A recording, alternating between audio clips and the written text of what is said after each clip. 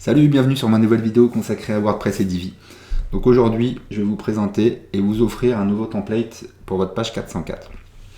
Donc j'imagine que vous savez ce que c'est, mais pour les vraiment débutants qui ne sauraient pas ce que c'est qu'une page 404, c'est tout simplement, je vais vous montrer, quand votre site internet, vous tapez une URL qui n'existe pas, votre site internet ne sait pas quel résultat renvoyer, quel contenu de page renvoyer, et vous envoie une page d'erreur indiquant que, on voit ici 404 introuvable, aucun résultat ne correspond à votre demande. C'est-à-dire qu'on a tapé une URL, le site internet a voulu afficher un contenu, cette URL ne semble pas exister et renvoie un message entre guillemets d'erreur comme quoi aucun résultat ne peut être affiché sur cette URL. Donc on voit que là, en fait, par défaut, quand vous précisez pas ou vous créez pas un template spécifique pour page 404, voici à quoi ressemble la page 404 d'un thème Divi par défaut. Donc on voit que c'est pas très sexy du tout. Donc l'idée, ça va être de pouvoir designer un petit design plus sympa pour au cas où les visiteurs arrivent sur un site avec une page qui n'existe pas ou une URL où il y a une erreur d'URL, on leur propose quand même un truc plus sympathique et éventuellement notamment de les renvoyer sur la page d'accueil pour aller voir le contenu du site. D'accord ? Donc là, on voit un exemple de site qui n'a pas de page 404, qui est fait par Divi et qui envoie ce type de résultat et ce type de design. On va voir ce que je vous propose sur un autre là. Je suis en mode local. Si je tape également une URL improbable qui n'existe pas sur mon site internet, celui-ci ne saura pas quoi renvoyer comme résultat et comme contenu. Il va donc m'envoyer également une page d'erreur 404. Mais là, on lui a mis un petit peu de design tout simple. Voilà, avec un petit texte, alors on s'est perdu. Le petit toaster avec le pain de mie grillé qui saute. La petite fumée, on voit que c'est une erreur 404. Et tout simplement un bouton, vous êtes perdu, retournez à l'accueil. Et on revient à notre page d'accueil. Donc on voit que c'est un petit peu mieux. Là c'est une page 404 assez simple, tout simplement juste de renvoyer sur la page d'accueil. On verra qu'éventuellement vous pouvez rajouter votre menu principal et votre pied de page. Moi je ne veux pas le proposer puisque c'est adapté à chaque type de site. Mais au moins là on a la base de notre page 404. Donc comment on peut arriver à ce résultat ? Donc, ce qui est incroyable avec une des dernières mises à jour sur Divi, donc je vais sur mon tableau de bord,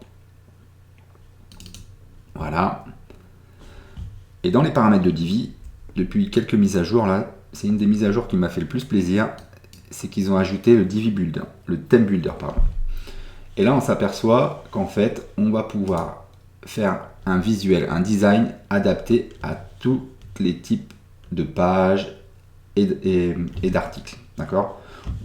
Par défaut, c'est un modèle pour l'ensemble du site. On voit ici. Là, j'ai rien fait ici. C'est mon site de local de test. Donc, on va pouvoir appliquer un design spécifiquement à la page d'accueil sur le type de page qu'on souhaite. Donc, si vous allez mettre une mise en page spécifique pour une page, eh ben, vous pouvez le faire à partir de là et l'attribuer un design pour la page que vous souhaitez, mais également pour les types d'articles, pour la page blog. Donc ça, c'est hyper puissant. Je l'ai fait dernièrement. Grâce aux étiquettes, par exemple, je peux lui dire si il y a dans l'article l'étiquette vidéo, tu me mets une mise en page spécifique avec la vidéo mise bien en avant, etc. Donc ça, c'est un régal pour adapter le site à tous les types de contenus et à tous les contextes. Et ce qu'on voit ici, c'est que tout en bas, on peut modifier la page de résultats de recherche. Donc ça, c'est sympathique aussi. Et notamment la page 404. Donc si on partait de zéro, qu'on voulait adapter notre page 404, on choisirait la page 404, on lui dit qu'on veut créer un modèle, et là il suffirait de personnaliser l'entête, le corps ou le pied de page. Donc pour le cas de notre exemple, éventuellement ici on partirait sur une mise en page du corps de la page, soit on a déjà un élément, on l'importe, soit on construit à partir de zéro, parce qu'on va faire notre mise en page personnalisée.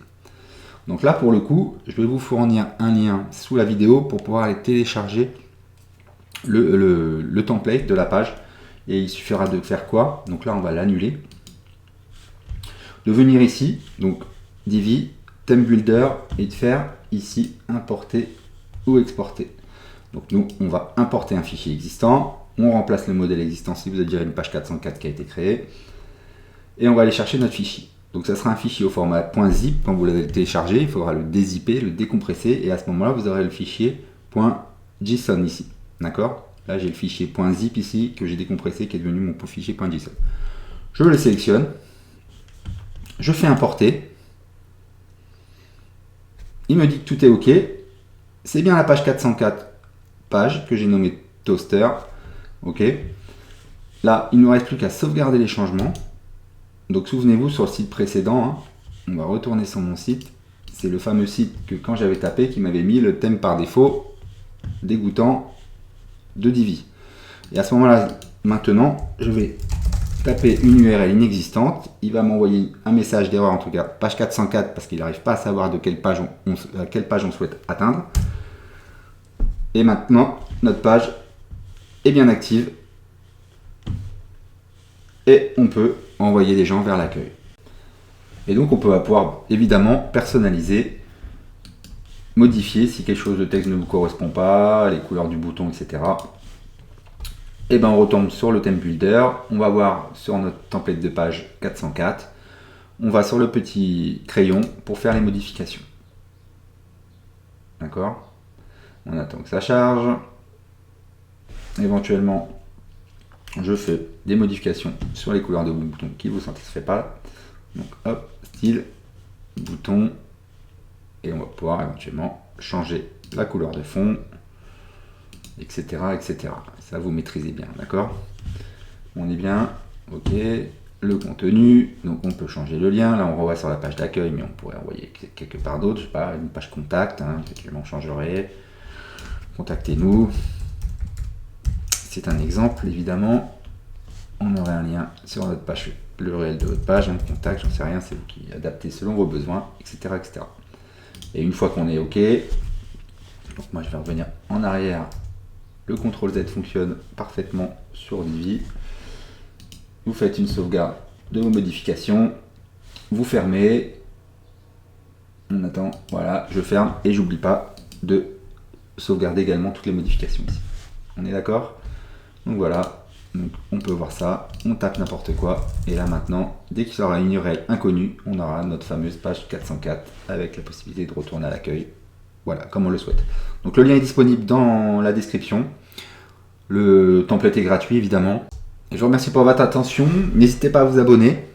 Voilà, ça fait plaisir. Je vais vous mettre plus de ressources comme ça, gratuites, et d'informations sur Divi en général et WordPress.